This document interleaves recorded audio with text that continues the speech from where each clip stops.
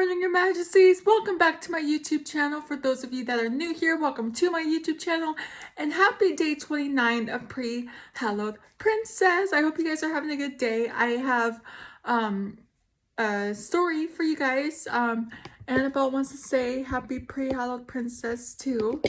So this is like a series. So it's called Under Editing, No Secret Admirer.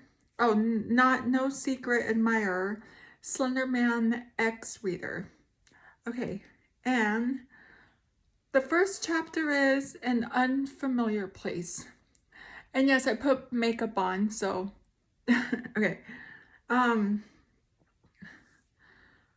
remembered it was Thursday, walking home from school after I had gotten off the bus and went to unlock the door, seeing the house was empty. The walls were the ugly tan. They always were, the boxes piled up in random areas. My mother stepped out of the dining room, simply acknowledging the fact I was present. "Come help me with the chairs," she said in a questioning manner, but it was really a demand. Putting her hair up in a messy bun, she stepped back into the dining room. I dropped my backpack and followed her, soon seeing she was basically done with the task. "What's going on?" I said with the worry. I was beyond confused. I loved this house and the people I went to school with, but just with simple context clues, it was obvious my love just wasn't enough to keep us here. My mother looked at me briefly, focused on what she was doing. She was most definitely on a roll, as the house was not like this when I left this morning. Not like it was hard. We had animal furniture. It gave the house a clean look, as my mother put it. "We're moving. I was upgraded by the district, which is now letting us move away. Isn't that neat?" She grabbed the last chair and stacked it onto the doors. I stood there, mainly confused, but most definitely in denial. Where did this come from? Why was I never informed? "So we're just moving for no reason?" "Mom, I don't want to leave. What about well, I'm sorry, but I already bought the house. Don't worry. It's a beautiful house.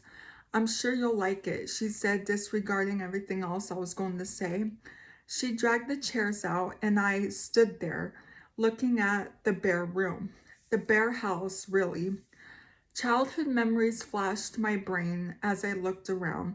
I stood there for a good minute, soaking in this mildly infuriating event happening now, before eventually helping my mother put what I could into her car.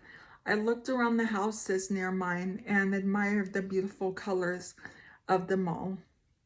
Definitely in need of new paint, but the feeling of this neighborhood made me feel a bit preppy. I frowned but went back inside. She was already bringing the last box of dishes out to the car, weaving around me, leaving me inside. I grabbed my backpack and stepped outside again, combing the hair out of my face with my nails. I got into the car reluctantly and stared at the sunset until I snapped out of it. By the sound of the car door slamming, my mom smiled at me, half pitying me, and turned the car on. Before waving to the house, I watched it disappear from sight as she drove away, waving faintly too. With how sudden this was, it felt like a road trip to my grandma's house or something of the sort. By the time we got there, it was dark, probably around 12 or 1 in the morning. My mother had nudged my shoulder in attempts to wake me up and immediately got out of the car to stretch. My eyes flickered after she slammed the door once more. After a few seconds, I got out. "Welp, we're here. Time to start our new lives." She playfully shook my shoulder. I kept silent as she scrambled to get our sleeping bags out of the trunk. The keys jingled in her hands. When she unlocked the door to yet another bare home, it was a lot more spacious than how my old one seemed, and had stairs. Much more intimidating.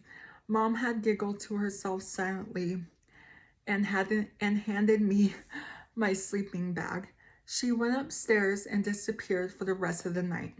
The master bedroom was obviously taken, so I settled in a smaller room that was across the hall. It was empty, surprise, surprise, with 2 windows on one wall, framing the beautiful green lush outside of our property. I was skeptical at first. The neighbor's house barely in sight, but I was on the 2nd story and didn't have my bed, so stalkers weren't a problem unless they were.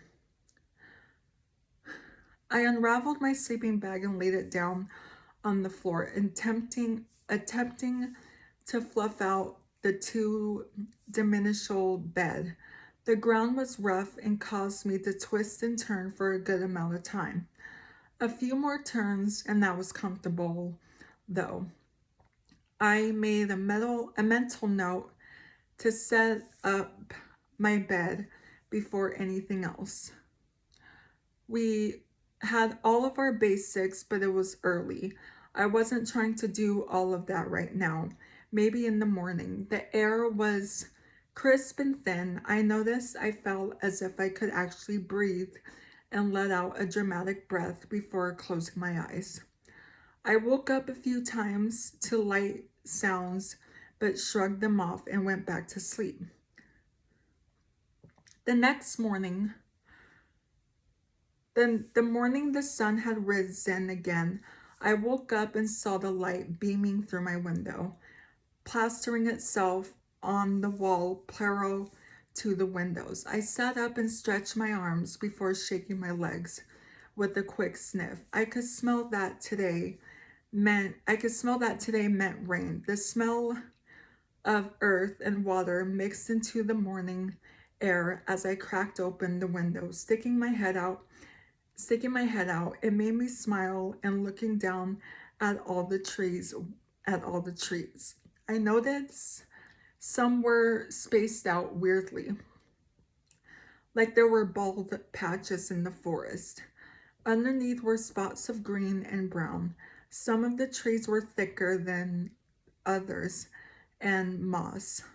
The forest spread further than my eyes could see on that side of the house. With that, I brought my head back into my room, inspecting every detail. The wall lining looked old, but it was still in touch. The ceiling narrowed with the roof, leaving a good area for fairy lights. Many dark corners and spaces for my interest too. I stood up and walked out of the room to explore somewhere else. With my newfound energy, I met my mother, already putting things away in the kitchen, and got to the furniture. A grin smeared across her face when she saw me. I frowned and thought about turning around. She curled her finger and slowly extended it in a weird way, signaling for me to come over. She used her box cutter to open the boxes with our discretioned furniture. Put the table back together, please. I'll get the couch and put it together. With that, I took the wooden pieces and exhausted my arms for the next few hours. I hate this.